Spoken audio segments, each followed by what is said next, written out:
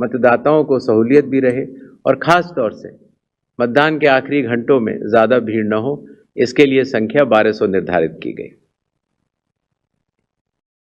Candidates के booth पहले मतदान केंद्र से काफ़ी दूर तक लगाए जाने के निर्देश थे, जिससे कि कैंडिडेट्स को भी और मतदाताओं को भी काफ़ी असहूलियत होती थी। और इसीलिए जो पॉलिटिकल पार्टीज के संग ज़मीनी स्तर पर ईआरओस की मीटिंग हुई, डीएम्स की मीटिंग हुई, सीईओस की मीटिंग हुई, उनसे मिले सुझावों के अनुरूप लोक प्रतिनिधित्व कानून के अनुरूप 100 मीटर की दूरी तक हर कैंडिडेट अगर चाहे तो अपने बूथ्स लगा सकता है। चुनावी प्रक्रिया पारदर्शी हो, उसकी पूर्ण निगरानी हो, ईआरओ भी उसको देख पाए और कोई भी अगर गलती पाए जाए तो उसके खिलाफ एक्शन भी लिया जा सके। इसके लिए पहले लगभग 50% प्लस पोलिंग स्टेशंस में वेबकास्टिंग होती थी और अब इसको 100% पोलिंग स्टेशंस में लागू कर दिया गया है, जिससे कि निगरानी तंत्र के लिए सुगमता होगी।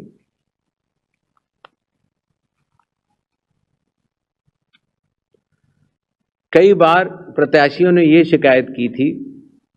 कि जो हमारी फ़ोटो होती है वो चूंकि ब्लैक एंड वाइट में आती है और जमा तो कलर्ड करते हैं तो वो पहचान में नहीं आती और काफ़ी हतोत्साहित उनको होना पड़ता है जब वो ईवीएम में उनकी फ़ोटो अच्छी नहीं आती है। तो छोटा सा कदम, लेकिन इसमें फिर चुनाव आयोग ने निर्णय लिया कि एक तो फ़ोटो कलर्ड लगाई जाएगी और साथ ही साथ जो सीरियल नंबर होता है उसका फॉन्ट भी बड़ा किया जाएगा, जिससे कि प्रत्याशियों की पहचान भी आसानी से हो जाए और मतदाताओं को सुविधा भी हो। काउंटिंग, कई बार जब मॉक पोल होता है तो मॉक पोल के समय मॉक पोल का डेटा डिलीट करना प्रिसाइडिंग ऑफिसर्स भूल जाते हैं और इसीलिए जब काउंटिंग होती है तो फॉर्म 17C और काउंटिंग यूनिट का मिलान नहीं हो पाता। ऐसे केस में किसी भी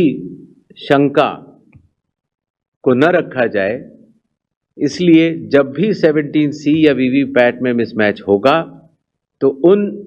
ईवीएम से रिलेटेड वीवीपैट्स की पूर्ण गिनती की जाएगी। इसी तरीके से ये भी एक मांग सभी राजनीतिक दलों की थी कि पोस्टल बैलेट्स की गिनती पहले शुरू की जाए और पहले खत्म की जाए। तो इसलिए चुनाव आयोग ने पारदर्शिता के लिए भी और इसके लिए भी, जिससे कि पोस्टल बैलेट्स पर पूर्ण ध्यान दिया जाए उनकी गिनती पर और कोई जल्दबाजी भी न की जाए,